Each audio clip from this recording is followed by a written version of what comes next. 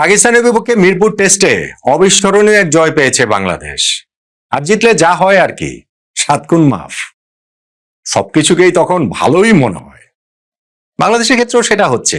তবে আমার কাছে ওই মিরপুর টেস্ট জয় সত্ত্বেও অস্বস্তির দু একটা চোরাকাটার অস্তিত্ব টের পাচ্ছি, যেটা সিলেট টেস্টের একাদশ নির্বাচনের ক্ষেত্রে প্রভাব রাখতে পারে বলে আমার কাছে মনে হচ্ছে। কেন এবং কিভাবে, এবং একটা জায়গা তো আসলে প্রিটি স্ট্রেট ফরওয়ার্ড হয়ে যাওয়া উচিত। আমাদের ওপেনিং স্লটটা সাদমান ইসলাম ইনজুরির কারণে বেরিয়ে যাওয়াতে সেখানে জাকির হাসানকে স্কোয়াডে ইনক্লুড করা হয়েছে, কিন্তু ওই জায়গাটা নিয়েও কি কারণে এরকম একটা হাওয়া বাতাসে ভিন্ন কথা, আমার কাছে এটা মোটেই বোধগম্য না। সিলেট টেস্টে বাংলাদেশ কোন একাদশ নিয়ে খেলবে এবং কোন কোন পয়েন্ট নিয়ে আমাদের আলোচনা রয়েছে তা নিয়ে একটু আপনাদের সঙ্গে শেয়ার করতে চাই।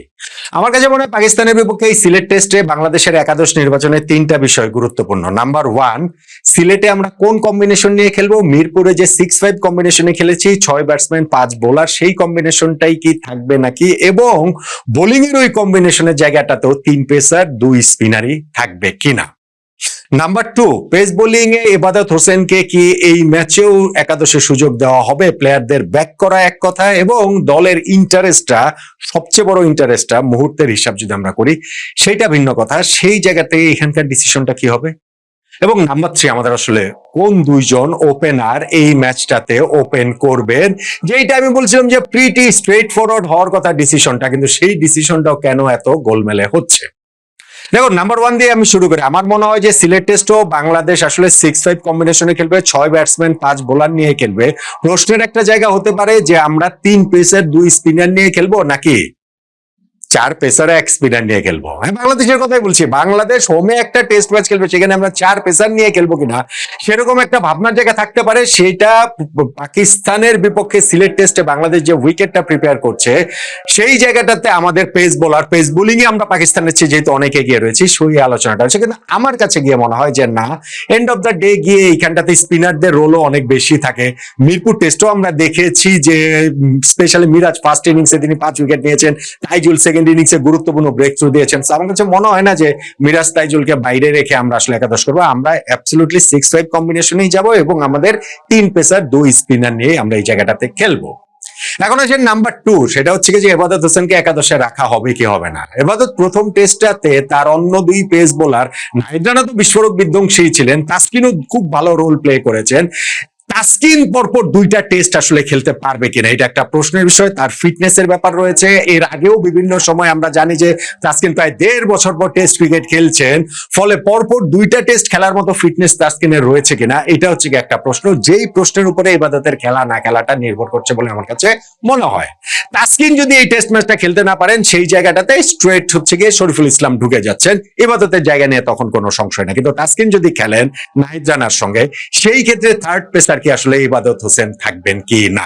প্রথম টেস্ট ম্যাচটাতে ইবাদত ভালো বোলিং করেন নাই। ফার্স্ট ইনিংসে তো তিনি 12 ওভারে 54 রান দিয়েছেন। সেকেন্ড ইনিংসে মাত্র 2 ওভার তিনি বোলিং করেছেন। ফলে সেকেন্ড টেস্টে তার জায়গায় শরীফুলকে খেলানোর একটা জোরালো দাবি রয়েছে।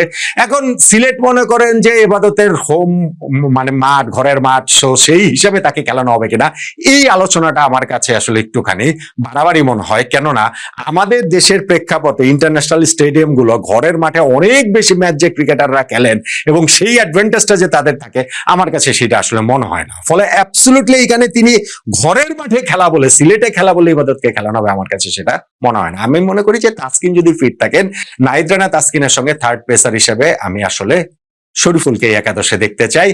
ইবাদতকে ব্যাক করার নিয়ে আমার কোনো আপত্তি নেই, সবাইকেই ব্যাক করতে পারেন, কিন্তু বাংলাদেশ টিমের গ্রেটার ইন্টারেস্টের জায়গা কোনটা, সেই হিসেবে আমি মনে করি শরীফুল একাদশের জায়গাটা ডিজার্ভ করেন। এবং নাম্বার 3, আমাদের ওপেনিং স্লট।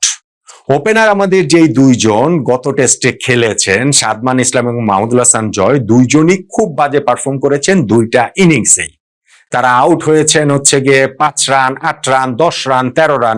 এখন জয় 2 ইনিংসে 5-8 করেছেন, সাদমান 2 ইনিংসে 10 এবং 13 করেছেন। ফলে সেকেন্ড টেস্টে এই 2 জনের একজনকে একাদশ থেকে বাদ দেওয়ার একটা ব্যাপার তো থেকেই গিয়েছিল। কিন্তু আমার কাছে মনে হয়েছিল যে তারা 2 জনই যদি ফিট থাকতেন, তাহলে হয়তো বা টিম ম্যানেজমেন্ট এখানটাতে চেঞ্জ আনতো না, হয়তো বা এইখানটাতে তাদের কাজ করতো যে লাস্ট টেস্ট সিরিজটাতে আয়ারল্যান্ডের বিপক্ষে এই দুইজনের পারফরমেন্স, জয় সেইখানে সিলেট টেস্টে 171 রানের একটা ইনিংস খেলেছিলেন, সেকেন্ড টেস্টটাতে মিরপুরে সেইখানেও তার 60 রানের ইনিংস রয়েছে, সাদমান 2 টেস্টে 78 এবং 80 রানের 2টা ইনিংস খেলেছেন, ফলে একটা টেস্টের ব্যর্থতায় তাদের একাদশ থেকে ছেটে ফেলা হবে আমার কাছে সেটা মনে হয়নি। সাদমান চলে যাবার কারণে জিনিসটা অনেক বেশি সহজ হয়ে গেছে, তানজিদ হাসান তামিম তাহলে তো একাদশে জয়ের সঙ্গে চলে আসতেই পারেন।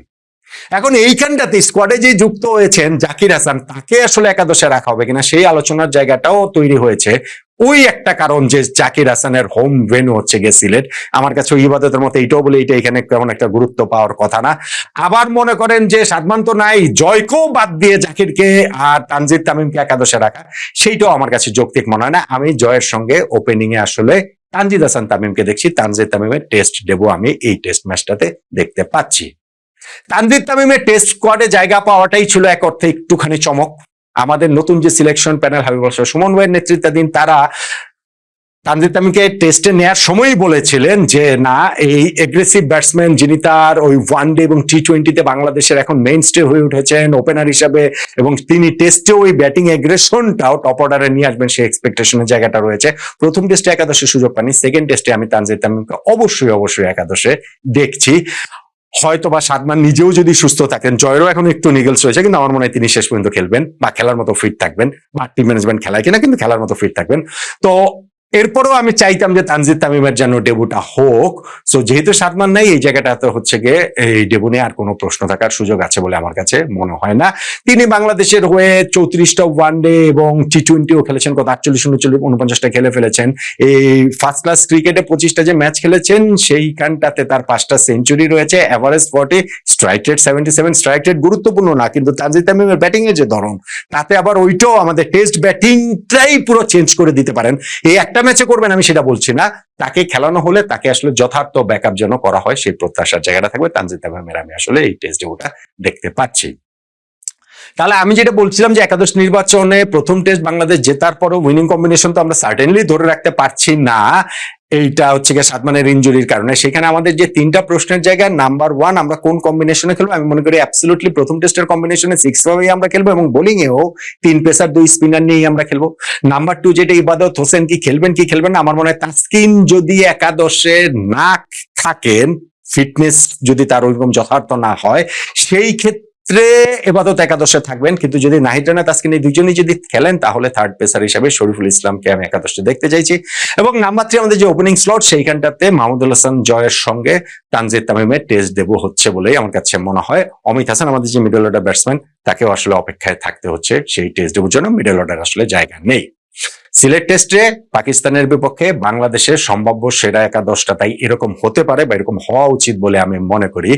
মাহমুদুল হাসান জয়, তানজিদ হাসান তামিম, নাজমুল হোসেন শান্ত, মমিনুল হক, লিটন দাস, মুশফিকুর রহিম, মেহেদী হাসান মিরাজ, তাইজুল ইসলাম, নাহিদ রানা, তাসকিন আহমেদ এবং শরীফুল ইসলাম।